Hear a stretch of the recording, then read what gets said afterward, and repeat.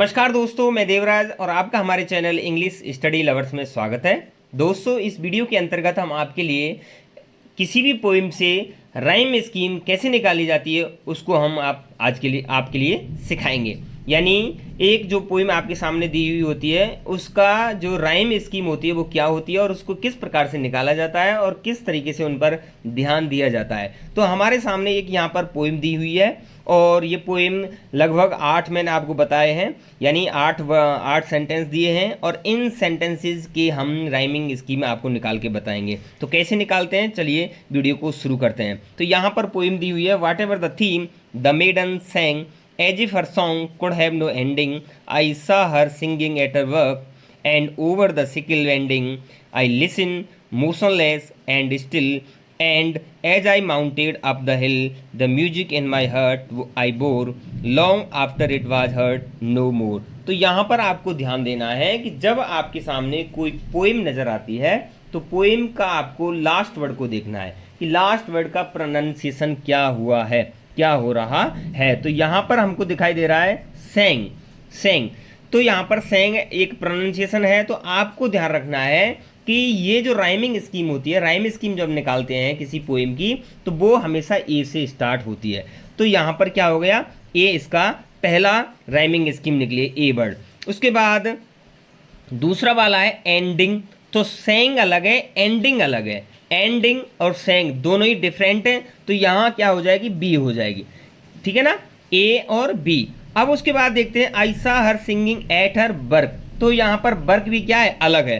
सेंग अलग, and bending अलग और एंडिंग अलग और वर्क भी अलग। तो यहाँ पर हो जाएगी सी।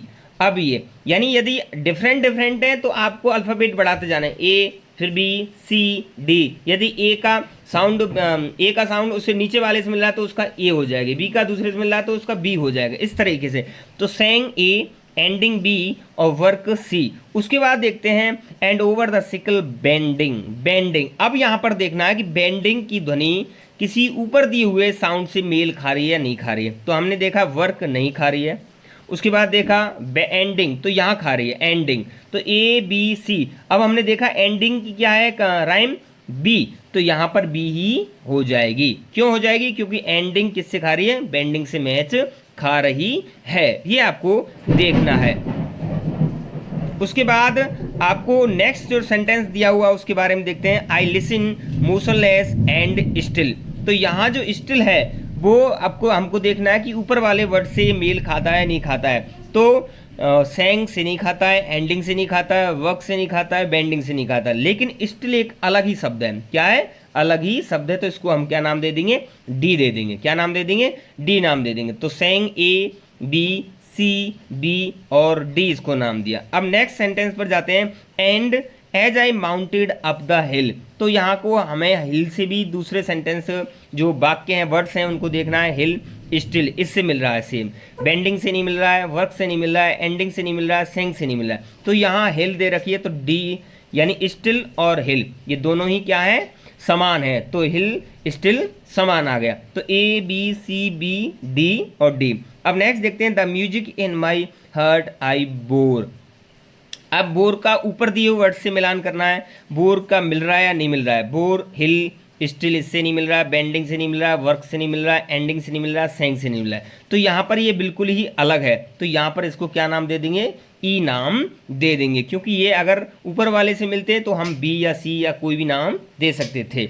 नेक्स्ट देखते हैं, long after it was heard no more. तो यहाँ पर मोर दे रखा है। मोर को देखना है कि अगला सेंटेंस किससे मेल खाता है नहीं खाता है, वर्ड से। तो मोर बोर, तो इसी बोर से ही खा रहा है। तो यहाँ पर इसका क्या हो जाएगा, ई हो जाएगा। तो यदि इस प्रकार से आपको कोई पोइम दी हुई है तो आप इस तरीके से राइम स्कीम बहुत ही आसान तरीके से निकाल सकते हैं। तो इसकी राइम स्कीम बनेगी A B C B D D double A. तो इस तरीके से इसकी राइम स्कीम बनती है। यानी कोई भी पोइम आपके लिए दी जाए एग्जाम के अंतर्गत तो आप इसी तरीके से राइमिंग स्कीम आप निकाल सकते हैं। तो दोस्तों, आई होप ये वीडियो आपको अच्छी लगी होगी। यदि अच्छी लगी है तो प्लीज़ हमारी वीडियो को लाइक शेयर कमेंट जरूर करें। चैनल पर पहली बार विजिट कर रहे हैं तो प्लीज़ चैनल को सब्सक्राइब करना ना भूलें। साथ ही साथ बेल आइकन दबाना भी ना भूलें, जिससे कि आने वाली वीडियोज़ आपको समय पर मिलती रहे। आज के लिए बस इतना ही, मिलते हैं किसी अन्य वीडियो के साथ। तब तक के लिए धन्यवाद दोस्तों।